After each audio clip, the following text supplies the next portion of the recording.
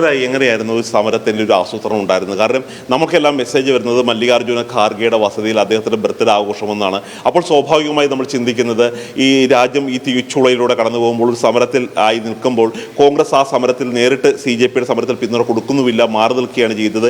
ഇങ്ങനൊരു cake മുറിക്കലും birthday ആഘോഷവും ഒക്കെ വേണോ? ആ തരത്തിലുള്ള ചിന്ത തന്നെയായിരുന്നു നിങ്ങൾക്കുണ്ടായിരുന്നത്?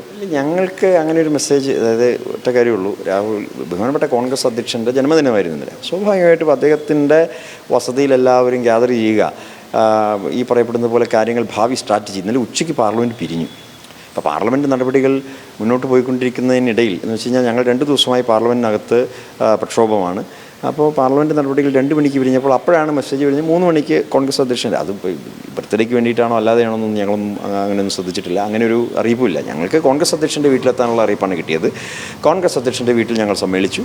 അപ്പോൾ തന്നെ അവിടെ തീരുമാനമെടുത്തു പ്രധാനമന്ത്രിയുടെ വീട്ടിലേക്ക് മാർച്ച് ചെയ്യുക എന്നുള്ളത്. അപ്പോൾ ഇത് നമ്മൾ മനസ്സിലാക്കേണ്ട ഒരു കാര്യം, പാർലമെൻ്ററി ഞാനിപ്പോൾ എഡ്യൂക്കേഷൻ സ്റ്റാൻഡിംഗ് കമ്മിറ്റിയുടെ ഭാഗമാണ്. പാർലമെൻ്ററി സ്റ്റാൻഡിംഗ് കമ്മിറ്റി പോലും എത്ര പ്രാവശ്യം ഗവൺമെൻറ് വാണിംഗ് കൊടുത്തു. NTA നാഷണൽ ടെസ്റ്റിംഗ് ഏജൻസി കറപ്റ്റഡാണ്, അഴിമതിയാണ്, ഇതിങ്ങനെ തുടർച്ചയായി പേപ്പർ ലീക്ക് ഉണ്ടാകുന്നു, ചോദ്യപേപ്പർ ചോർച്ചയുണ്ടാകുന്നു, അതിനെ തടുത്തു നിർത്തണം, ഈ തവണത്തെ പരീക്ഷയെങ്കിലും കുറ്റമറ്റതാക്കണം എന്നുള്ള മുന്നറിയിപ്പുകൾ കഴിഞ്ഞ ഡിസംബർ മാസത്തിൽ 2025 കൊടുത്തിട്ടും അവഗണിച്ച ഒരു മന്ത്രിയാണ് ധർമ്മേന്ദ്ര പ്രധാൻ. അപ്പോൾ ആ മന്ത്രി രാജിവെക്കണമെന്ന് പറയുന്നത് ഏറ്റവും ന്യായമല്ലേ? അപ്പോൾ മന്ത്രിയുടെ ഭാഗത്ത് വീഴ്ചയില്ല എന്ന് എങ്ങനെ പറയാൻ പറ്റും? ഡിപ്പാർട്ട്മെൻറ്റിൻ്റെ ഭാഗത്ത് വീഴ്ചയില്ല എന്ന് എങ്ങനെ പറയാൻ പറ്റും? ഡിപ്പാർട്ട്മെൻറ്റിൻ്റെ ഭാഗത്ത് വീഴ്ചയുണ്ട്. അതിൻ്റെ പ്രൈം റെസ്പോൺസിബിലിറ്റി മന്ത്രിക്കാണ്. മന്ത്രി അത് ഏറ്റെടുത്തേ മതിയാവും. അതാണ് ജനാധിപത്യ ഗവൺമെൻറ്റുകൾ ഇവിടെ വരുത്തി വെച്ചിട്ടുള്ള കീഴ്വഴക്കം. അവസാനമായി ഒരു കാര്യം ചോദിച്ചോട്ടെ, ഇന്നത്തെ പ്ലാൻ എന്താണ്? പാർലമെൻറ്റിൽ എങ്ങനെയാണ് ഇത് മുന്നോട്ട് കൊണ്ടുപോകാൻ നിങ്ങൾ ഉദ്ദേശിക്കുന്നത്? സമരം സ്വാഭാവികമായും സമരം തന്നെ ഉണ്ടാവും. അത് ഏത് തരത്തിലാണ് എന്നുള്ളത് തീരുമാനിക്കുന്നേ ഉള്ളൂ.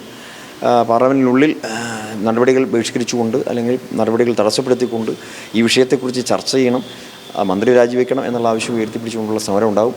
പ്രത്യക്ഷമായിട്ടുള്ള പാർലമെൻറ്റ് പുറത്തുള്ള സമര പരിപാടികൾ എന്താണെന്നുള്ളത് അറിയിപ്പ് കിട്ടിയിട്ടില്ല. അതിനുശേഷം അറിയില്ല. അല്ല, ഇതുവരെ ഈ പാർട്ടികളുടെ സമരത്തെ കോൺഗ്രസ് പിന്തുണക്കുന്നില്ല എന്നുള്ളതായിരുന്നു. ഇപ്പോൾ പിന്തുണച്ചു കഴിഞ്ഞപ്പോൾ പിന്തുണക്കുന്നു എന്ന തരത്തിലുള്ള ഒരു സമരമാണ് വരുന്നത്. യഥാർത്ഥത്തിൽ CJPയോടുള്ള കോൺഗ്രസിൻ്റെ നിലപാട് എന്താണ്? ഞങ്ങളതിനെ CJP എന്നുള്ള നിലയിൽ കാണുന്നില്ല. ഇത് രാജ്യത്തെ ചെറുപ്പക്കാരുടെ വിഷയമാണ്, ലക്ഷക്കണക്കിന് വരുന്ന വിദ്യാർത്ഥികളുടെ വിഷയമാണ്. ഈ കാര്യത്തിൽ ആദ്യം പ്രതികരിച്ച പ്രതിപക്ഷ നേതാവ് രാഹുൽ ഗാന്ധി തന്നെയാണ്. എല്ലാവർക്കും അറിയാം. ഗവൺമെൻറ് മുമ്പാകെ ശക്തമായ താക്കീത് നൽകി ഇടപെടൽ ഉണ്ടാകണമെന്ന് ആവശ്യപ്പെട്ടു. ഞങ്ങൾ പ്രത്യക്ഷമായി സമരം ചെയ്തിട്ടുണ്ട്. ഇപ്പോൾ CJP അവർ സമരം ചെയ്തിട്ടുള്ളത് ഞങ്ങൾ അംഗീകരിക്കുന്നു. അതിനകത്ത് ഞങ്ങൾക്ക് തർക്കമില്ല. എല്ലാവരും സമരത്തിലല്ലേ, കക്ഷി രാഷ്ട്രീയത്തിന് അതീതമായ എല്ലാവരും സമരത്തിലല്ലേ. അപ്പോൾ പ്രതിപക്ഷത്തിൻ്റെ ശബ്ദമാണ് അവിടെ ഉയരേണ്ടത്. അത് ഞങ്ങൾ കൃത്യസമയത്ത് ഉയർത്തി. ഇവിടെ പാർലമെൻറ്റ് സമ്മേളനം തിങ്കളാഴ്ച ആരംഭിച്ചു. 2 ദിവസം ശക്തമായ പ്രതിഷേധത്തിന് നേതൃത്വം കൊടുത്തു.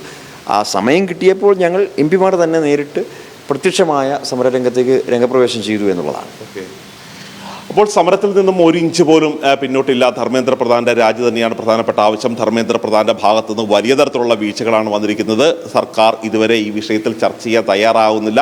സർക്കാർ ചർച്ചയ്ക്ക് തയ്യാറാവുന്നവരെ ഇത്തരത്തിലുള്ള പ്രക്ഷോഭം പാർലമെൻറ്റിൻ്റെ അകത്തും പുറത്തും മുന്നോട്ട് കൊണ്ടുപോകും എന്ന് തന്നെയാണ് ഡീൻ കുര്യാക്കോസ് നമ്മളോട് പറയുന്നത്.